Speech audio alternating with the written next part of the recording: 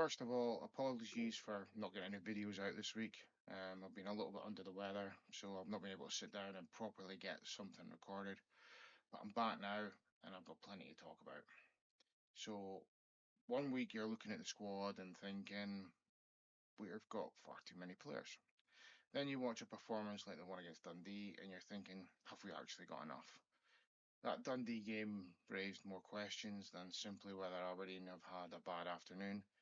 It made us question the quality of the squad, the balance of the squad, whether Stephen Robinson actually knows his best 11, and perhaps most importantly, what actually is the plan at Aberdeen right now.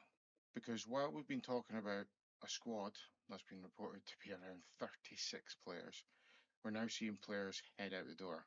Dimitar Mitov is headed off to Germany to play for St Pauli for about 450 grand. And K2 is also on his way out. He's signed for Brann for a six-figure sum. So, yeah, nice little profit there. But this raises a really interesting question. If the squad is too big, why does it still feel like Aberdeen needs players? That's what we're going to talk about today. And we also need to talk about something else here, because the way the manager was appointed in the first place has already left sections of the fan base unconvinced.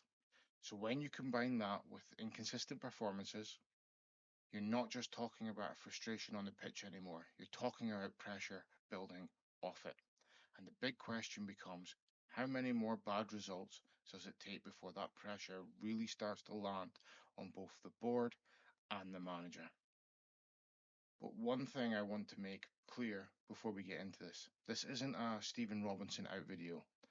It isn't a the season is already fallen apart video, because that would be ridiculous after one league defeat. There have already been plenty of positive signs already this season. Aberdeen showed real character to come from behind and beat Hearts 2-1. And in the League Cup campaign, we got off to a very positive start, the perfect start. So we've seen signs, new signings make an immediate impact, which is exactly what you want from your summer rebuild. So this is about looking at both sides of the argument. Is Dundee simply one really poor performance, or is it early warning signs of something bigger? Let's start with the Dundee performance, because let's not sugarcoat it. It wasn't good enough. And I'm not going to talk about the result alone.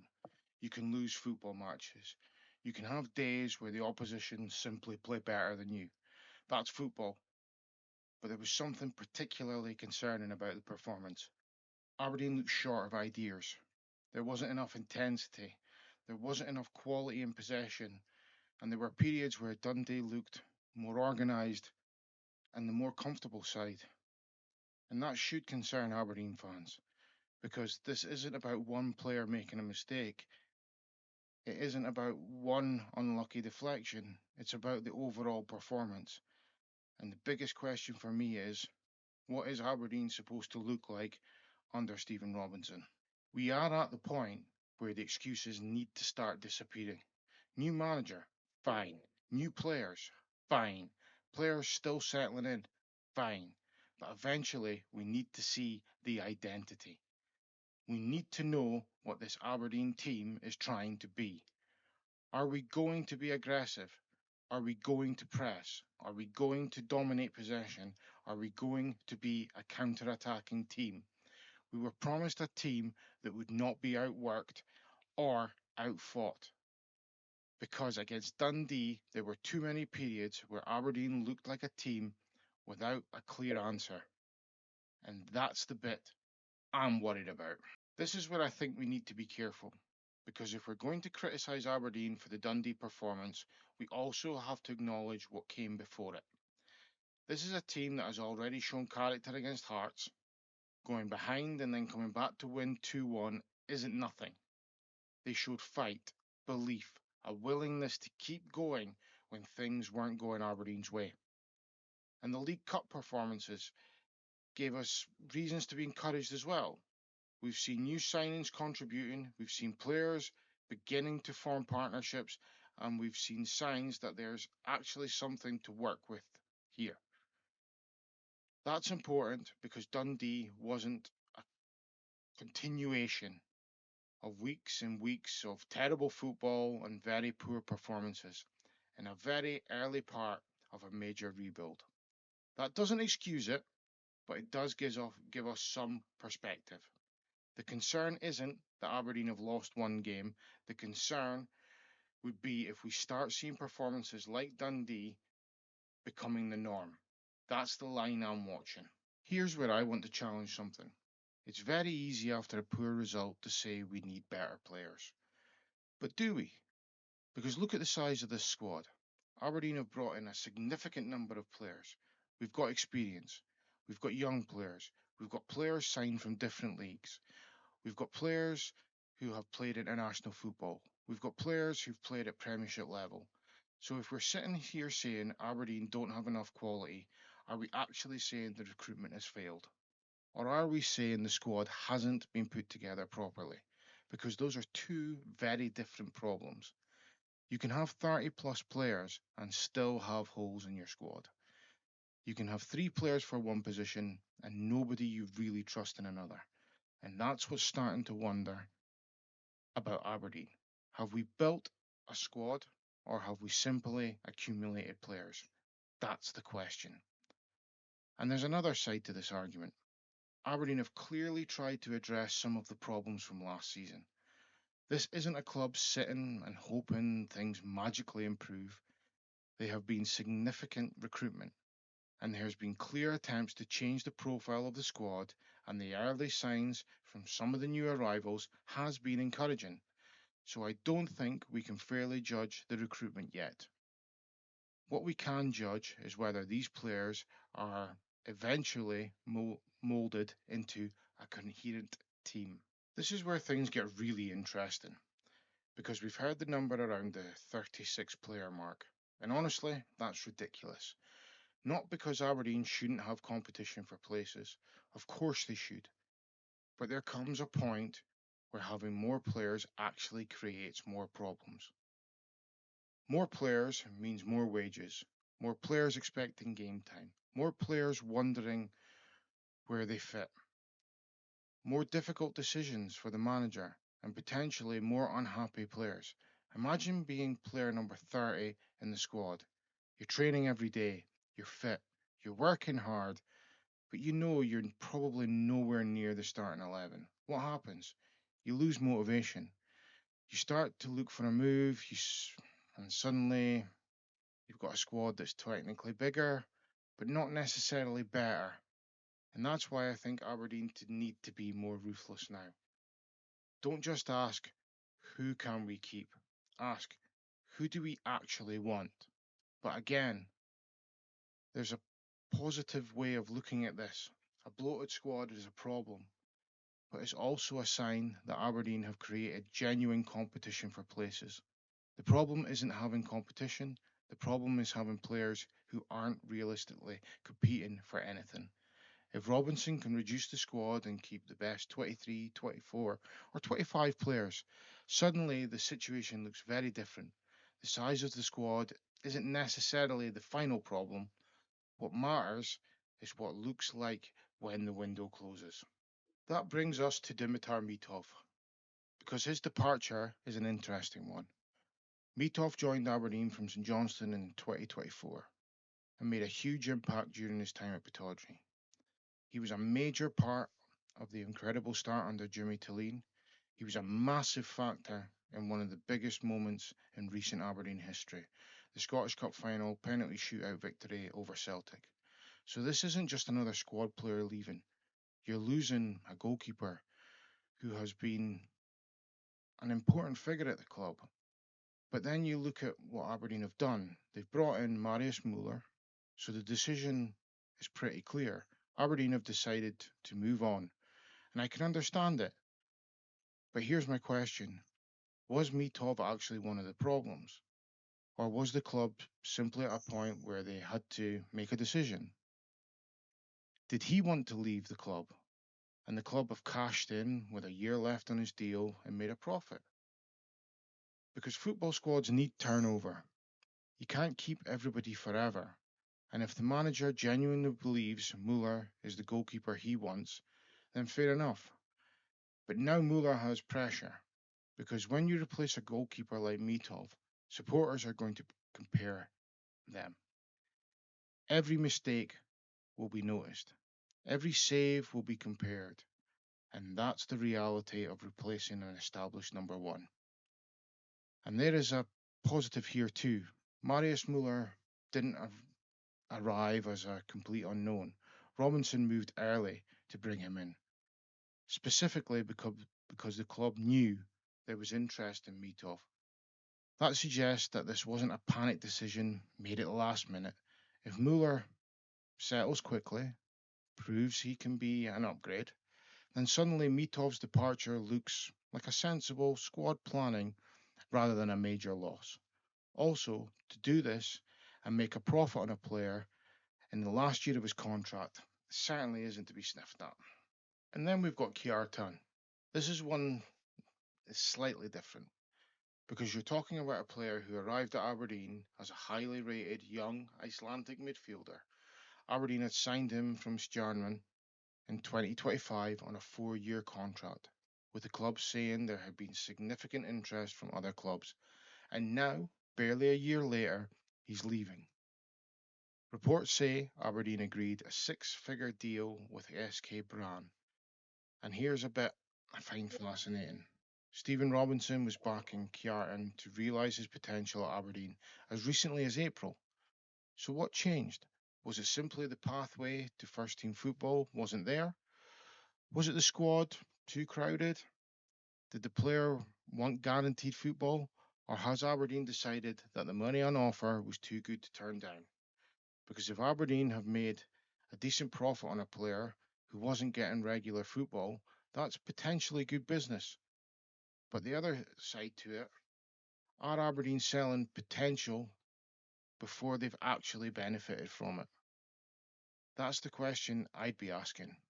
Because if you identify a young player, bring him in, develop him, and then sell him on for a 6-figure fee, that's one model. But if the player eventually becomes worth several times that amount after leaving Aberdeen, you have to ask whether the club sold too early. And the other thing that needs to be said here is this. Not every exit is simple. Some players are hard to move on. If a player doesn't want to go, or they're not being offered a contract elsewhere that matches what they're currently on, then suddenly it becomes a lot more complicated. You can't just clear a squad overnight. You've got contracts, wages, expectations, and players who are perfectly entitled to sit tight and see out what they've been offered. So when you talk about clearing the squad or moving players on, it's not always as easy as just deciding. Sometimes clubs want to change, but the reality is the player has to agree to it, and financially, that doesn't always line up. If Aberdeen are genuinely receiving good fees for a player who wasn't guaranteed regular first team football, there's an argument that this is exactly how a sustainable football club should operate. Buy young, develop, sell at the right price, reinvest. The only question is whether Aberdeen have sold at the right time. The question is, how can Aberdeen have a squad of around 36 players and simultaneously have fans saying we need more quality? The answer might be that numbers don't equal depth.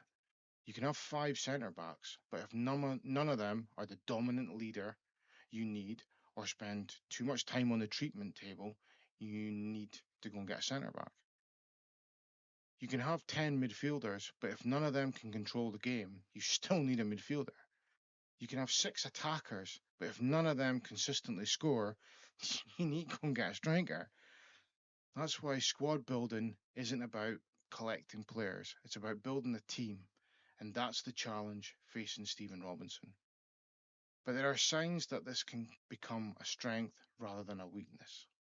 If the new players settle, if the partnerships develop, and if Robinson gets the squad down to a manageable size, Aberdeen could actually have far more competition for places than we've had in recent seasons. And that could be a very good thing. The question isn't, have Aberdeen signed too many players? The question is, have Aberdeen signed the right players? This is where I'd like to hear from you, Dons fans. Because if you were Stephen Robinson, who are you moving on? Not who you don't like, not who had a bad game against Dundee, who genuinely doesn't fit in the team. Because that's the ruthless decision a manager has to make. And if Aberdeen can get 5 or 6 players out and replace them with 2 or 3 players who genuinely improve the starting 11, I'd take that every single time. I'd rather have a squad of 25 players where you trust 20 of them than a squad of 36 where you're trying to find 10 you actually want to start. As I said earlier, if a player is getting offered terms to move that are not acceptable, then they are well within their rights to just sit there. And that's another reason I don't think we should judge Robinson or the recruitment team purely on how quickly the squad gets smaller. Some of these contracts were agreed before Robinson arrived. Some of these players may genuinely want to stay. Some have no suitable offers, and some might actually force their way into Robinson's plans during the season. A player written off in August can be an important player by November. This is where I'm going to give Stephen Robinson some credit, because he's inherited a situation that isn't entirely his making. There are players who were signed before him, there are contracts already in place, and there are players who have expectations. And there's obviously a recruitment strategy that's been running for some time. But eventually, it does become his team, and that's when the pressure increases. The Dundee performance has given us a warning. The squad size has given us another warning. The departures of Mitov and Kjartansson give us another piece of the puzzle. And when you add the fact that the manager's appointment already split opinions in the first place, it means patience isn't unlimited. There are already fans who aren't fully convinced. And in that kind of environment, a couple of poor results can quickly turn into something bigger. So the question becomes, how many more bad results does it take for the pressure to really build properly on both the board and the manager? But this is where I think we need to be fair to Robinson as well. He hasn't suddenly forgotten how to manage a football team because Aberdeen lost at Dundee. His record in Scottish football is actually one of the reasons Aberdeen appointed him in the first place. He's taken Motherwell to third place in European football, won a domestic trophy with St Mirren, consistently competed above the resources available to him at both of those clubs as well. Aberdeen themselves appointed him because they believed he could build a more resilient, competitive side. So there's a very legitimate argument that he deserves the opportunity to finish the rebuild before we make our final judgment. And we've already seen glimpses of what the team might look like. The comeback against Hearts showed character. The early League Cup performances showed attacking threat and contributions from new signings. There are players here who clearly have ability. The concern is whether Robinson can turn those individual pieces into a consistent Aberdeen team. And now we're going to find out what Aberdeen squad actually looks like when the window closes, because that's when we can properly judge it. Not after one defeat, not after one good performance, but once the squad is settled, the players have had time to work together, and Robinson has had the opportunity to establish his team. Then we can have the proper conversation. So I'm interested to know what you think. Was the Dundee game just a bad day at the office, or did the performance expose bigger problems at Aberdeen? Do we genuinely have too many players? Should Aberdeen be looking to get another 5, 6, or even 10 players out? And what do you make of the departures of Mitov and Kjartansson? Was losing Mitov the right decision? And have Aberdeen potentially sold Kjartansson too early? And perhaps the biggest question of all, are we being too negative after one poor performance? Or are we right to be asking these questions now before the problem becomes bigger? Most importantly, what does Stephen Robinson's Aberdeen actually look like when the transfer window shuts? Let us know in the comments. If you'd like this longer form Sheepfiddlers video, please hit the like button and subscribe to the channel and turn on your notifications. And as always, come on you Reds.